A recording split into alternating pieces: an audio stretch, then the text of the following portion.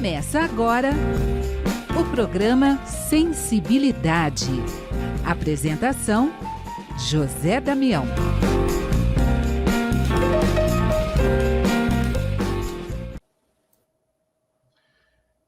Alô, alô, alô, amigo ouvinte da Rede Boa Nova de Rádio. Estamos começando mais um programa Sensibilidade. Gratidão a você que vai junto com a gente nesse programa. Hoje nós vamos falar do legado de Chico Xavier, a mediunidade, com a melhor evidência para a vida após a morte. Olha, 3 brasileiros. O Alexandre Caroli, que está aqui junto com a gente, Alessandro Caroli Rocha, Marina Weiler e Rafael Fernandes Cassebe. Eles compuseram um único grupo a centrar seus argumentos na análise de psicografias e foram premiados sobre as melhores evidências que comprovam a existência da vida após a morte. Os 3 brasileiros apresentaram um ensaio sobre a psicografia do Chico Xavier, intitulado A Mediunidade como a Melhor Evidência para a Vida Após a Morte. Francisco Xavier, um corvo branco que foi premiado no segundo grupo, foi o único a centrar seus argumentos na análise de psicografias. Agradecer, primeiro aí eu quero agradecer o Correio Fraterno, a excelente matéria da Eliana Haddad, que nos inspirou para poder fazer essa entrevista. A gente vai trazer, deixa eu apresentar para vocês primeiro, cada um deles, que vai estar aqui conversando com você, amigo ouvinte da Rede Boa Nova de Rádio do programa Sensibilidade. Marina Weiler é bióloga pela Universidade Federal do Rio Grande do Sul, desenvolveu doutorado na Unicamp, estudou as alterações causadas no cérebro pela doença de Alzheimer, mudou-se para os Estados Unidos em 2016, para trabalhar nos Institutos Nacionais de Saúde do país, investigando uma técnica de estimulação cerebral como terapia para o declínio cognitivo associados com a idade. Atualmente, pesquisadora da Universidade da Califórnia, onde realiza pesquisa com transtornos de consciência. Dentre suas principais conquistas, podemos citar o prêmio CAPES de melhor tese na área de medicina, isso em 2016 no Brasil, e o prêmio Mulheres na Ciência do Instituto Nacional de Envelhecimento dos Estados Unidos em 2020. Seja bem-vinda, Marina, aqui ao programa Sensibilidade na Rede Boa Nova de Rádio. Marina. Obrigada pelo convite, Damião. Vamos trazer aqui mais um, só para que você possa estar já conhecendo os nossos convidados de hoje. Rafael Fernandes Cassebe é físico médico pela Unicamp, onde fez seu doutorado na área de fisiopatologia. Isso em 2017, mudou-se para o Canadá, onde trabalhou durante 3 anos, né, desenvolvendo métodos de análise de imagem do cérebro obtidas com ressonância magnética. Atualmente é pós-doutorado na Unicamp, onde estuda epilepsia. Rafael Fernandes Cassebe, seja bem-vindo aqui ao Sensibilidade, Rafael. Damião, obrigado pelo convite, é um prazer estar aqui para conversar com vocês. Vamos trazer mais um convidado, é o Alexandre Caroli Rocha. Ele é formado em letras pela Unicamp, universidade que também concluiu mestrado e doutorado em teoria e história literária, com apoio da FAPESP, é autor de artigos e capítulos de livros. O dele eu quero comentar, de compartilhar com você, amigo ouvinte. Eu tive com o Alexandre Caroli, isso aí lá, olha, 2009, ele nem sei se ele lembra. Na época ele possuía bacharel e licenciatura em letras pela Universidade Estadual de Campinas, e a gente falou de Parnaso de Além Túmulo, o primeiro livro psicografado por Chico Xavier, isso lançado em 1932. Alexandre Caroli, que bom poder estar junto contigo mais uma vez. Obrigado, Damião, pelo convite. Gratidão, gratidão. Então vamos conversar um pouco, amigo ouvinte aqui do Sensibilidade, sobre esse prêmio, né? Vamos conversar um pouco com eles. Marina, vamos começar com você. Conta do seu trabalho vencedor para os amigos ouvintes e depois me fale aí das suas experiências e trabalhos já desenvolvidos. Conta um pouco para a gente, Marina. Vamos lá, Damião. Acho que interessante a gente contextualizar um pouquinho o ouvinte, né, o que foi esse prêmio que a gente ganhou, o que foi esse concurso. Então, esse ensaio, né, que foi premiado, como tu falou, no concurso do BICS, do Bigelow Institute for Consciousness Research, então é o Instituto Bigelow de Estudos para a Consciência. Esse concurso foi lançado em fevereiro desse ano de 2020, e ele tinha, então, como tema avaliar quais eram as melhores evidências para a vida após a morte, né, para a sobrevivência da mente humana depois da morte do corpo. Um pouquinho histórico desse instituto, então, na verdade, o Robert Bigelow, esse bilionário americano, do setor imobiliário. Ele, desde 98, 99, ele fundou o Instituto Aeroespacial Bigelow, né, que se localiza lá em Las Vegas, nos Estados Unidos, onde ele faz desenvolvimento de módulos espaciais em conjunto com a NASA. E em 2020 ele fundou, então, o Instituto para Pesquisa da Consciência, né, o BICS, e em fevereiro desse ano, de 2021, eles lançam, então, esse concurso para promover o Instituto, para ganhar voz, né, esse tipo de pesquisa. Nós resolvemos, então, nos reunir, eu e o Rafael, a gente fez doutorado juntos no mesmo laboratório, então a gente já se conhece há longa data, e o Alexandre, então, entrou no nosso grupo, e a gente resolveu escrever sobre a obra do Chico Xavier, porque a gente acreditava que o Chico Xavier, ele era uma história, nos daria uma história muito forte para essa pergunta de qual a melhor evidência, né, para a sobrevivência da mente. E por que a gente achava isso?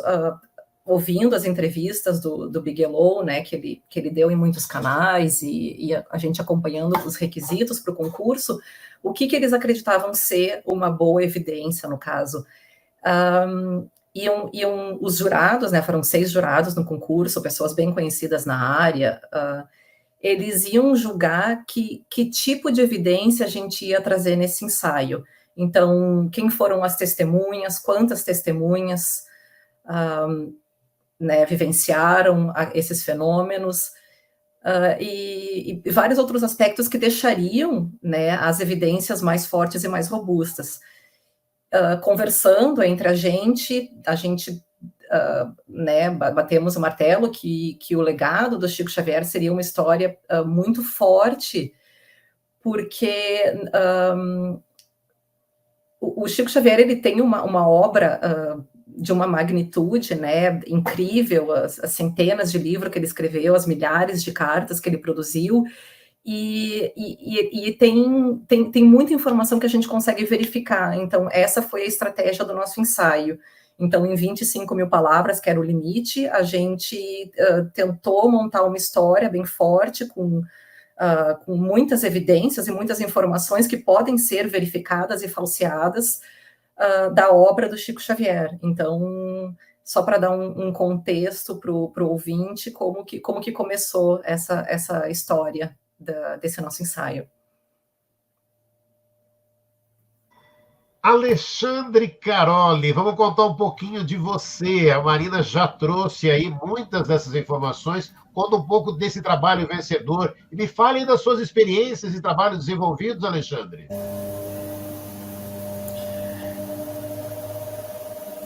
Damião, se você me permite, eu gostaria de inverter a cronologia, né, da pergunta, porque eu acho que fica mais fácil de entender. Então, eu vou falar um pouco primeiro dos trabalhos que eu desenvolvi até chegar no ensaio.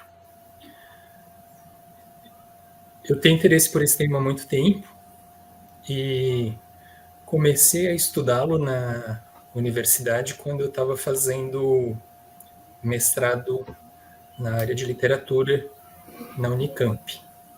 Foi quando eu me propus a estudar o livro Parnaso de Além-Túmulo,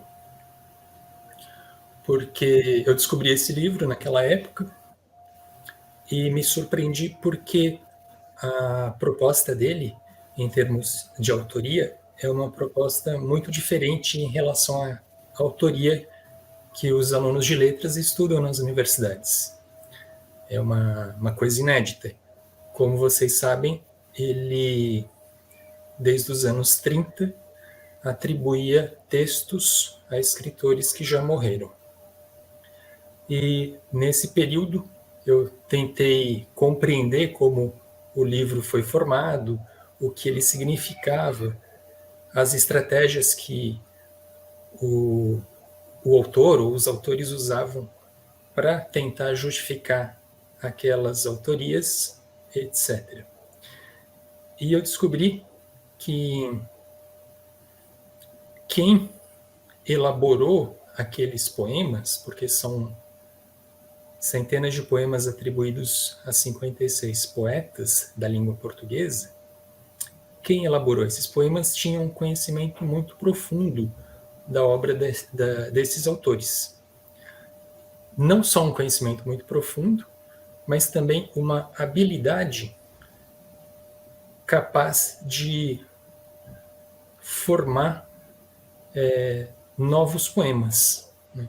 Então, habilidade poética e conhecimento daqueles temas. Em seguida, no meu estudo de doutorado, eu comecei a estudar os livros que o Chico Xavier atribuiu ao escritor Humberto de Campos. E fiquei surpreso ao descobrir que o autor daqueles textos, são 12 livros atribuídos a Humberto de Campos e depois ao irmão X, o autor desses textos tinha um conhecimento muito profundo também da obra e da vida do Humberto de Campos, e ele foi capaz de fazer uma série de jogos de alusões com a obra do Humberto de Campos. Então, por exemplo, se uma pessoa que não conhece muito bem a obra desse escritor lê esses textos, ele não vai conseguir identificar esse jogo de alusões, de referências diretas e indiretas. Somente com bastante pesquisa é que você identifica essa camada de leitura. Então, dificilmente, me parece, o autor empírico, no caso o Chico Xavier, dificilmente ele próprio teria conseguido decifrar esse tipo de arquitetura que teve como intenção justificar a autoria desses livros.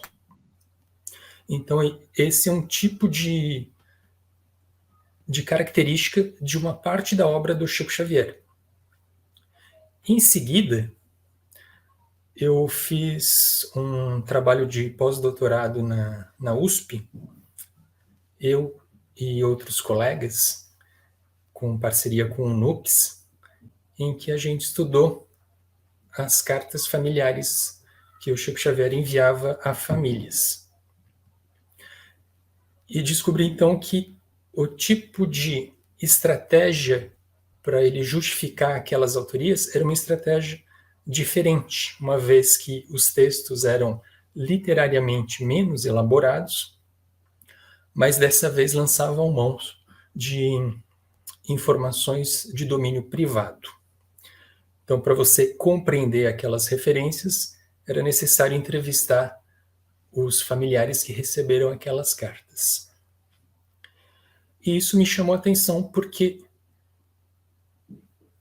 nos vídeos e nos registros biográficos do Chico Xavier, aparentemente, ele não escrevia diferentes tipos de texto de diferentes formas. Então, aparentemente, ele escrevia sempre da mesma forma, naquela psicografia veloz, fosse um poema, fosse uma carta, ou muito bem elaborada ou não, literariamente. Então, eu tive essas ideias até essa época. Depois, eu passei um tempo afastado desses estudos, fui trabalhar com outros temas, e no início desse ano a gente ficou sabendo do concurso e decidiu retomar esse estudo, e para o nosso ensaio, a gente dividiu a obra do Chico Xavier nesses dois grupos que eu mencionei anteriormente, o grupo dos textos atribuídos a escritores com livros publicados, escritores famosos ou pouco conhecidos, o grupo das cartas familiares e um terceiro grupo formado por livros que são atribuídos a autores anônimos, no sentido de que são nomes que não se referem a pessoas conhecidas, como André Luiz ou Emmanuel, entre outros, que também usa uma outra forma de justificativa autoral. E a gente tentou, no ensaio, argumentar usando não só os estudos que eu fiz, mas vários outros, tentando argumentar que a hipótese da sobrevivência seria aquela que mais bem explica o conjunto como um todo da obra do Chico Xavier. Resumidamente, foi essa a nossa ideia. Obrigado, Carol. E vamos trazer agora o Rafael Fernandes Caseb. Rafael, conta pra gente. A pergunta mesmo, para você, desse trabalho vencedor, para os amigos ouvintes, e conte um pouco das suas experiências e trabalhos já desenvolvidos. Fala, Rafael. Não, obrigado pela pergunta aí, por receber a gente de novo. Eu vou só complementar, na verdade, a resposta da Marina e do Alexandre, que eles já falaram, a Marina contou um pouco sobre o contexto em que o concurso aconteceu, e o Alexandre foi no coração do nosso argumento, né, que eram as produções psicográficas do Chico Xavier. E, na verdade, o que eu queria adicionar é que todo o nosso trabalho foi desenvolvido a partir de um referencial científico, né? A gente partiu do ponto de vista científico, e isso quer dizer muita coisa, na verdade. Mas o principal é que o nosso argumento foi sempre centrado no fato, no fenômeno, nas observações, que no caso são essas informações presentes nas cartas ou os elementos textuais que o Alexandre estava comentando dos livros psicografados, os poemas, os textos, e isso para a gente foi o mais importante. Essa é a parte central do nosso ensaio. Então, no começo, a introdução fala sobre isso, fala sobre como é o jogo da ciência, né, o que é fazer alguma coisa do ponto de vista científico, e no fim, em seguida, a gente apresenta a argumentação, os fenômenos, o que o Chico fez, foi o que o Ale comentou na pergunta, quando ele respondeu a pergunta, e na parte final a gente analisa as hipóteses que poderiam explicar essa produção, porque algumas pessoas, por exemplo, supõem que o Chico faz não é verdadeiro, que é uma fraude. Então, algumas pessoas usam hipóteses de fraude para explicar essa produção. Por exemplo, já se levantou a hipótese de que existiria uma rede de espiões que estariam por aí coletando as informações e repassando para o Chico para ele produzir esses textos. Então, nós levantamos as 4 principais, que são 2 hipóteses de fraude. A fraude consciente, como, por exemplo, essa dos espiões. Poderia ser uma fraude inconsciente, ele poderia ter algum distúrbio mental, ele poderia ser esquizofrênico e aí produziria esses textos sem saber que são frutos da própria mente dele. E outras 2 hipóteses que aceitam o fenômeno, que aceitam as psicografias como verdadeiras, mas que aí as explicações seriam por uma função superpsi. A superpsi, embora ela não seja super bem definida, ela supõe que não existe a comunicação com os mortos. Então, de alguma forma, o Chico conseguia captar essa informação por alguma outra capacidade que ele teria, por exemplo, uma telepatia. Ele conseguiria captar essas informações dos vivos e produzir esses textos. E a outra hipótese, que também aceita como verdadeiro, seria a sobrevivência da mente. Então, depois de fazer uma discussão no final do ensaio, considerando cada uma dessas hipóteses e o contexto do Chico Xavier, de ele ser um homem muito simples, que só teve 4 anos de escolaridade, embora lesse muito, que ele não tinha tanto tempo disponível assim na vida dele, ele sempre trabalhou muitas horas durante os dias até a aposentadoria, e nesse tempo todo ele escreveu uma infinidade de livros. Então a gente levantou todos esses elementos da vida dele para poder comparar, para poder avaliar cada uma dessas hipóteses explicativas e ver qual era a que melhor conseguia dar conta dos fenômenos. No caso, para a gente acaba concluindo que é a sobrevivência da mente, a melhor explicação para tudo o que aconteceu, dado o contexto que ele estava. E só queria relembrar uma informação importante também, que naquela época não tinha Google, não tinha internet, não tinha essa facilidade de acesso à informação sobre as pessoas que a gente tem hoje. Então isso também é um critério de segurança para validar as coisas que o Chico fez. Às vezes a gente acaba esquecendo, né, que teve um tempo em que não tinha computador, celular, e ignora que era muito mais difícil de ter acesso à informação no passado. Mas todos esses elementos a gente levou em conta para compor a nossa conclusão do ensaio. Eu, em particular, na minha carreira acadêmica, eu sou neurocientista, assim como a Marina, eu não trabalho diretamente com esse tipo de pesquisa, eu trabalho com doenças neurodegenerativas e machine learning, programação, eu sou físico-médico, né, então talvez eu sou um cara esquisito, mas são esse tipo de coisa que eu faço na carreira, então é um pouco diferente do foco que a gente deu para esse trabalho em relação à temática. mas a gente tentou ser bem pé no chão, bastante racional nas nossas análises. Acho que é isso. Eu vou perguntar para o Alexandre Caroli, mas deixo essa pergunta também, tanto para o Rafael como para a Marina, posso me ajudar a responder. O Alexandre, esse trabalho ele fala de Chico Xavier, fala de mediunidade, ele não é espírita, ele é científico, Alexandre Caroli. É um trabalho que trata dos livros do Chico Xavier como o nosso objeto de estudos. É científico no sentido da argumentação racional, eu diria. Eu não sei se o Rafael e a Marina, que trabalham mais com essa parte da ciência, poderiam responder melhor, mas acho que para a gente compreender mais didaticamente, algumas pessoas acham que é um trabalho espírita ou sobre espiritismo. Não é bem assim, é um trabalho que usa uma produção que provém da técnica da psicografia, que é uma técnica desenvolvida pelo espiritismo, mas a análise não pressupõe princípios espíritas, digamos. A análise pressupõe argumentos que podem ser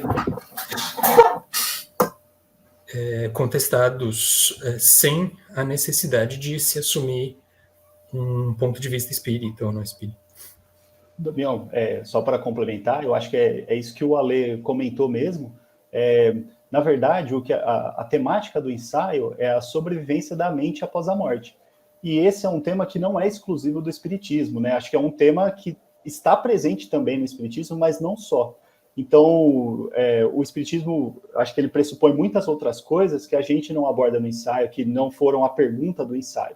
Então, acho que nesse sentido do tema, ele não é espírita por isso, porque a morte é um fenômeno natural, está presente para todos os seres vivos, né? Isso aconteceria.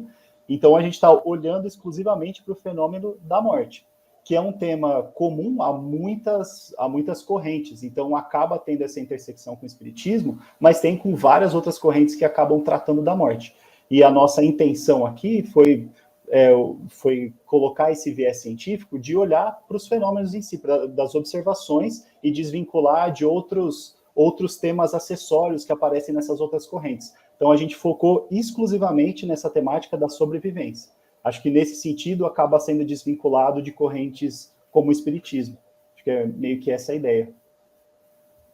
Tá, eu só quero dar uma complementada aqui, que Damião, quando tu pergunta se o nosso trabalho ele é científico, eu acho que a grande pergunta fica, né, o que é a ciência, o que é ser científico.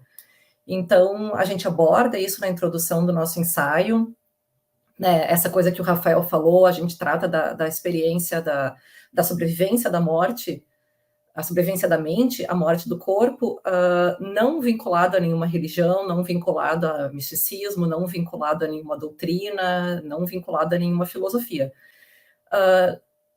No caso, a ciência é uma maneira de investigar o mundo, né? Isso que é a ciência. A ciência, ela não é nenhuma entidade, não é...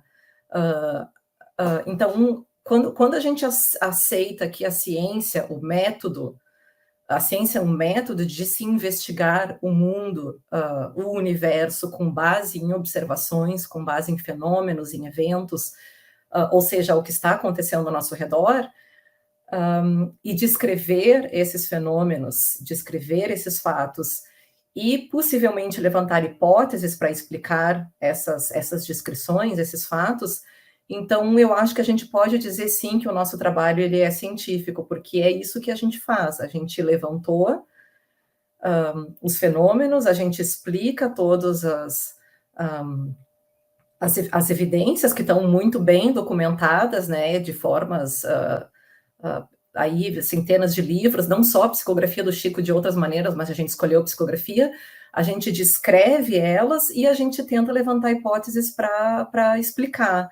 Então, mais uma vez, a gente tá fazendo essa análise de um tema que é comum, sim, né? A sobrevivência da mente é um tema comum a diversas religiões e ao espiritismo.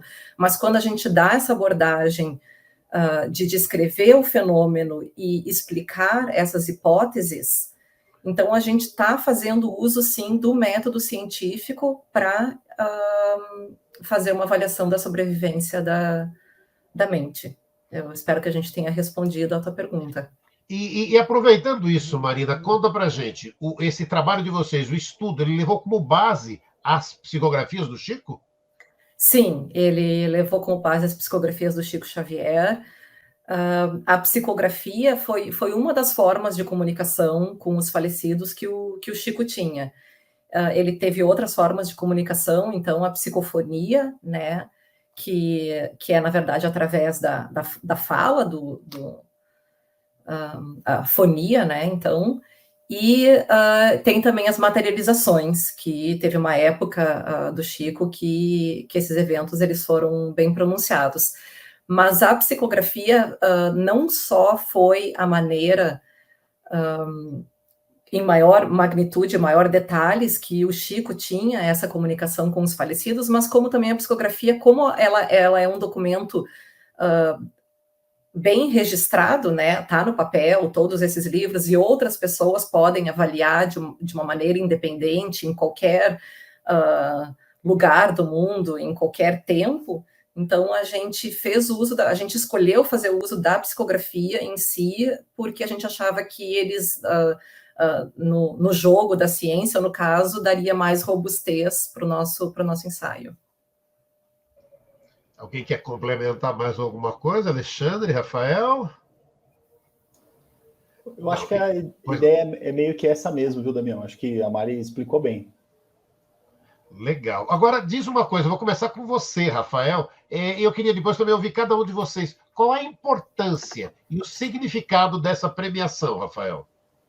Nossa, tem várias coisas aí, mas acho que eu vou talvez dar destaque para, sim, acho que a importância do estudo, né? Acho que, muito embora a gente já tivesse contato com muitas dessas informações que a gente acabou juntando, colecionando para fazer o ensaio, a gente teve que fazer um esforço maior para produzir, para elaborar o texto, para escrever ele de uma maneira bastante coerente, tudo.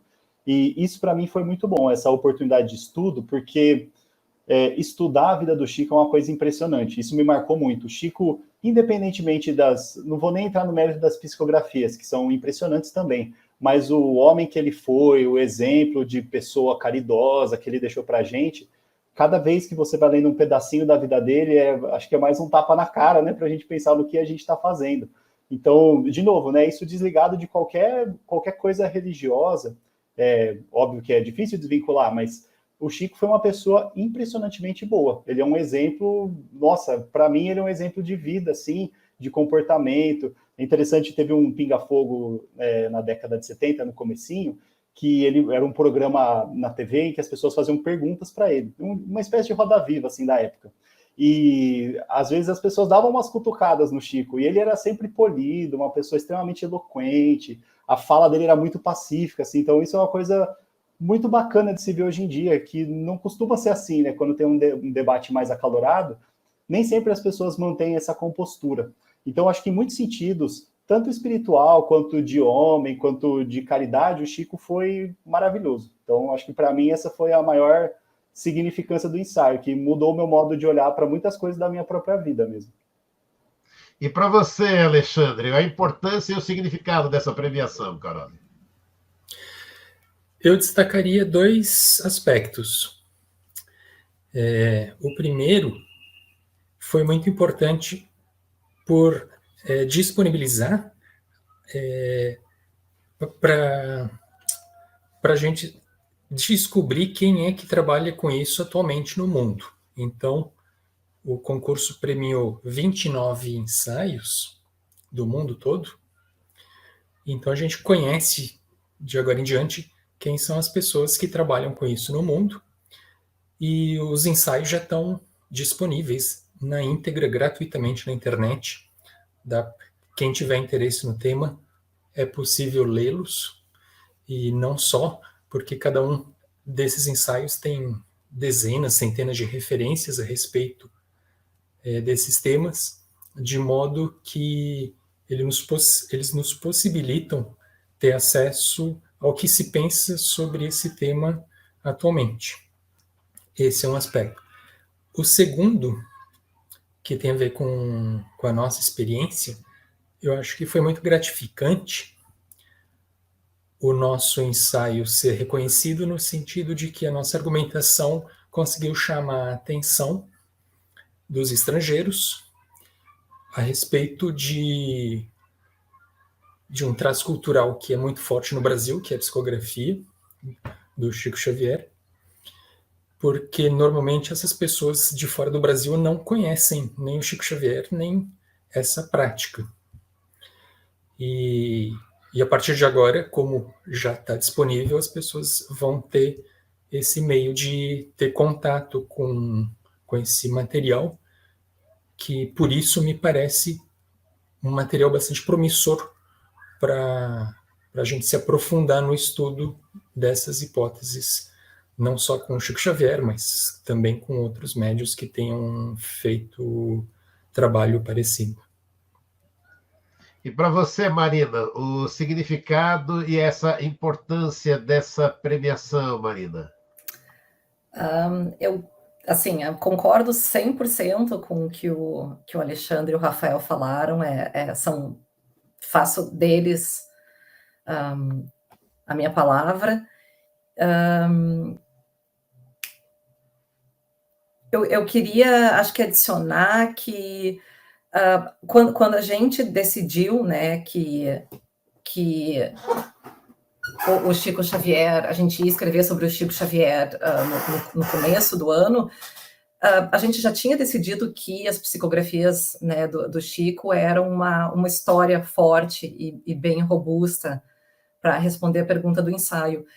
Para mim, particularmente, eu tive um crescimento profissional enorme, porque a gente teve que estudar um pouco de filosofia da ciência, né, para desenvolver, principalmente a introdução do trabalho. Então, eu tive um crescimento profissional enorme nessa questão, e pessoal, é óbvio, assim como o Rafael falou, ler sobre a vida do Chico, algumas das obras dele, né, é impossível a gente ler tudo, mas assim, o pouco que a gente consegue ler já é realmente muito emocionante, ter um pouco de conhecimento da história do Chico Xavier, de tudo que ele fez. Quando a gente lê as cartas que ele escreveu para as famílias, é muito emocionante. Eu me emocionei muito quando eu lia, né, a gente tinha acesso, assim, realmente eu me peguei chorando várias vezes, emocionada, ou assistindo as entrevistas dessas mães, desses pais. Então, teve um significado muito grande, porque à medida que esses meses foram passando, que a gente foi desenvolvendo e colocando no papel as nossas ideias, essa crença em mim, ela veio crescendo. Então, quanto mais eu estudava sobre a obra do Chico Xavier, mais eu estava convencida daquilo que a gente estava fazendo. Então, realmente foi crescendo, né, a convicção e a admiração, eu acho, que pelo Chico como um todo. Então, no final, a gente ter esse trabalho reconhecido é muito, muito gratificante. Eu queria saber de vocês, e aí eu abro, porque quem tiver... nos Estados Unidos, a questão mediunidade é mais conhecida como paranormalidade. Por quê, hein, gente? Então, Damião, acho que, pensando nesse tópico... Rafael. Desculpa, não me identifiquei aqui na resposta. Não, Rafael. É rádio, mas... Então, eu esqueci. Então, eu acho que talvez a gente possa apontar, possivelmente, o critério cultural como sendo o maior responsável por essa nomenclatura ser usada lá. Acho que na década de 30 e 40, nos Estados Unidos, ficou muito forte a parapsicologia. Então, tinha um pesquisador de lá, o Joseph Ryan, ele, inclusive, fundou um departamento de parapsicologia na Universidade de Duke, lá na Carolina do Norte, em que eles faziam alguns trabalhos voltados com fenômenos... Eram fenômenos mais rudimentares, assim, na época. Por exemplo, eles tinham um deck de cartas lá, as cartas Zener, que tinham alguns desenhos, e eles testavam as pessoas se elas conseguiriam adivinhar qual seria a próxima carta. Então, era mais focado nesse tipo de fenômeno em que começou a parapsicologia, essa paranormalidade por lá. Então, por conta disso ter começado a ficar muito forte nessa época e de ter sido desenvolvido dentro do meio acadêmico, acho que isso ganhou uma inércia muito forte, ganhou um respeito muito grande lá na sociedade e o pessoal absorveu. E tem a vantagem, inclusive, de já estar na língua inglesa.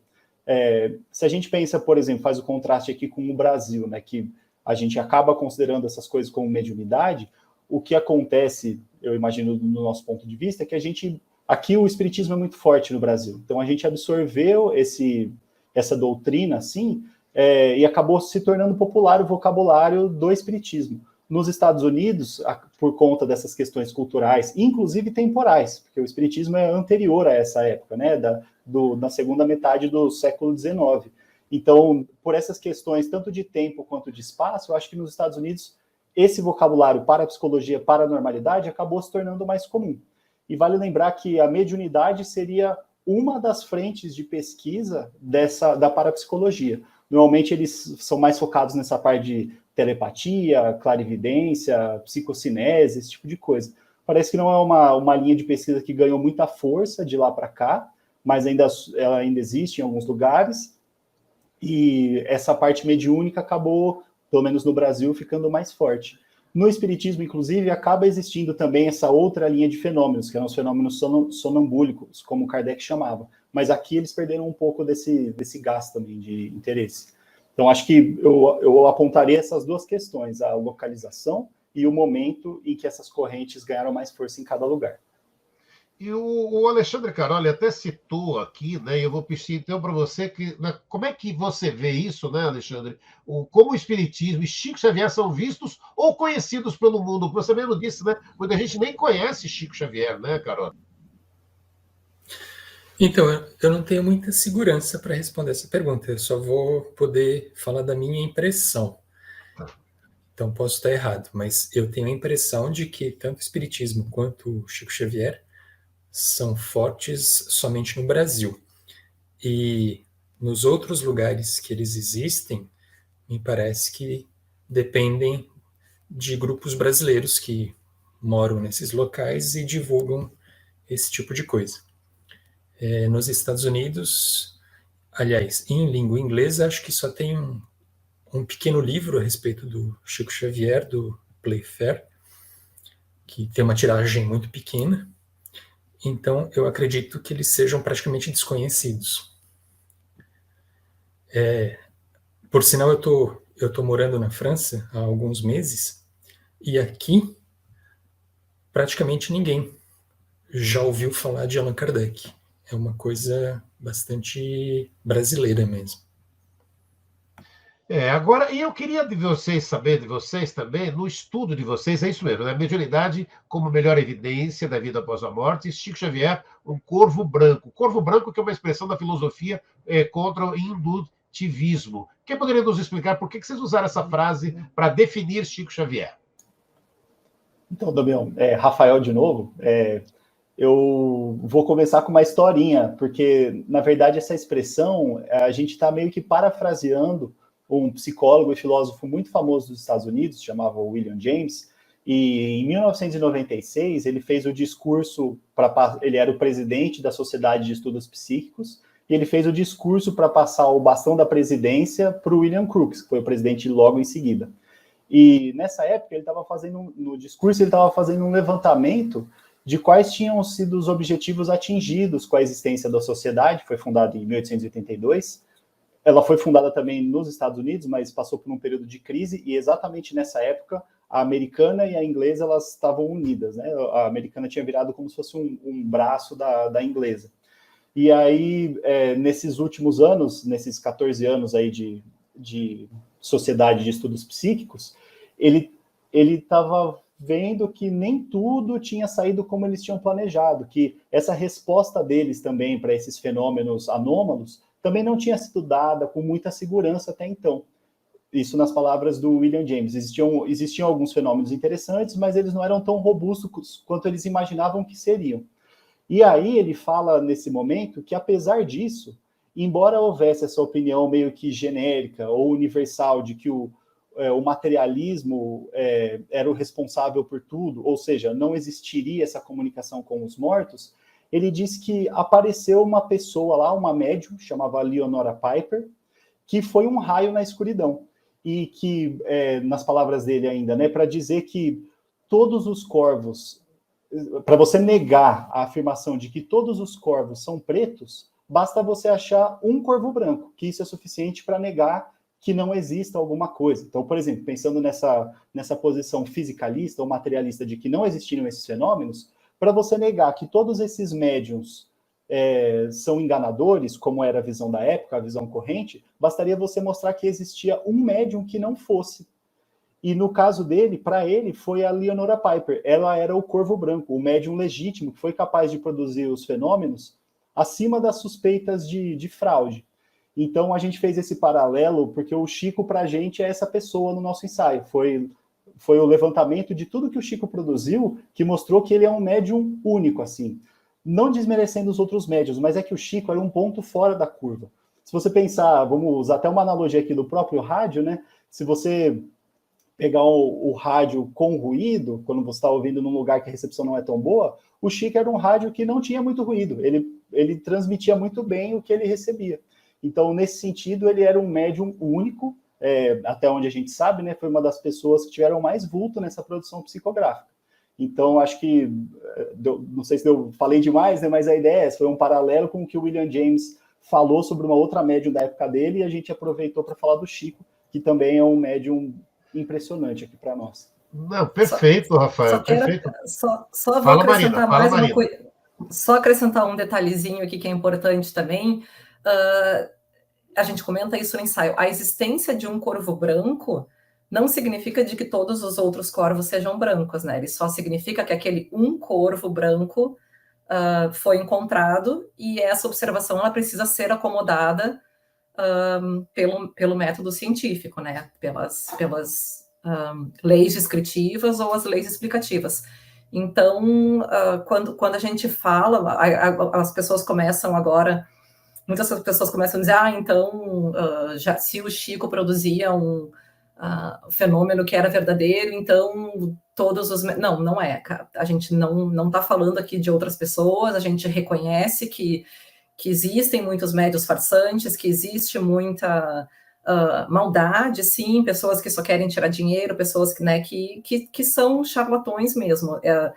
A existência de um corvo branco não quer dizer que os outros corvos sejam brancos. Então, acho que isso acrescenta um pouquinho também na historinha dos corvos. E olha só, Alexandre, Rafael, Marina, tenho 3 minutinhos finais, já está terminando, olha como passou rápido. Eu queria de vocês, cada um de vocês, então, o plano de futuro e uma mensagem para o amigo ouvinte da Rede Boa Nova de Rádio. Está falando, Marina, começa com você. Seus planos e sua mensagem. Os planos, então, a gente quer dar seguimento, né, para essa nossa pesquisa. A gente está com um plano de provavelmente publicar o nosso ensaio. Ele já está acessível, né, na internet, gratuitamente, para quem quiser ler todos os ensaios que o Alexandre tinha comentado. A gente chegou a estar comentando aqui, a gente está traduzindo o ensaio também, que a gente não quer que a língua seja nenhuma barreira. Então, está saindo em português, está no forno. Vamos ver se a gente, de repente, publica em forma de livro também, estamos conversando sobre isso, entrar em contato com algumas editoras, e a gente está, né, a minha experiência aqui, eu sou neurocientista e eu faço pesquisa nessa área, eu estou desenvolvendo um projeto em parceria com a Universidade da Califórnia, a Universidade de Juiz de Fora e a USP de São Paulo também, para a gente fazer mais pesquisas nessa área. Então, estamos desenvolvendo. Alexandre, e para você, como é que você vê esse momento aí, a sua mensagem para o ouvinte e plano de futuro, Alexandre? Obrigado, Damião, pelo convite. E eu acho que o prêmio possibilitou um novo fôlego, né, para futuras pesquisas, e eu espero poder conseguir retomar essas pesquisas ou aprofundá-las, principalmente na área de literatura, é o que eu tenho mais ou menos em mente. Rafael, para você, sua mensagem para o amigo ouvinte e esses planos de futuro, Rafael. Então, Damião, eu acho que meus planos são continuar na carreira acadêmica, fazendo pesquisa, então publicar bastante, encontrar uma vaga de professor em algum concurso público para conseguir me encaixar. E acho que uma mensagem que eu deixaria para as pessoas é que melhor do que alguém falar para você se algo existe ou não, é você mesmo estudar e criar sua convicção. Então, acho que uma mensagem que eu deixaria que para mim faz muita diferença é para as pessoas que tiverem interesse lerem sobre o assunto. O nosso ensaio, acho que é uma modesta contribuição aí que a gente deixa para as pessoas usarem como base, mas tem muita coisa bacana, inclusive, como a Marina falou, a gente vai deixar o link aí para vocês da página do concurso com todos os ensaios vencedores. O pessoal dá uma olhada, ver o que interessa, assim, porque acho que é uma atividade muito, muito bacana para se desenvolver, esse hábito do estudo nessas coisas que a gente tem interesse. Olha, eu agradeço de coração. Nossa, obrigado mesmo. Alexandre Caroli Rocha, Marina Werler, Rafael Fernandes Casebi. Gratidão pela essa oportunidade. A gente está conversando com um amigo ouvinte da Rede Boa Nova de Rádio desse trabalho tão lindo que vocês desenvolveram e de público. Parabéns a todos vocês. Gratidão por essa oportunidade. Um grande abraço. Obrigado, viu, gente? Obrigada, até mais. Obrigado, Damião. Um abraço. Obrigado. Semana que vem estaremos juntos com mais um programa Sensibilidade. Até lá, gente.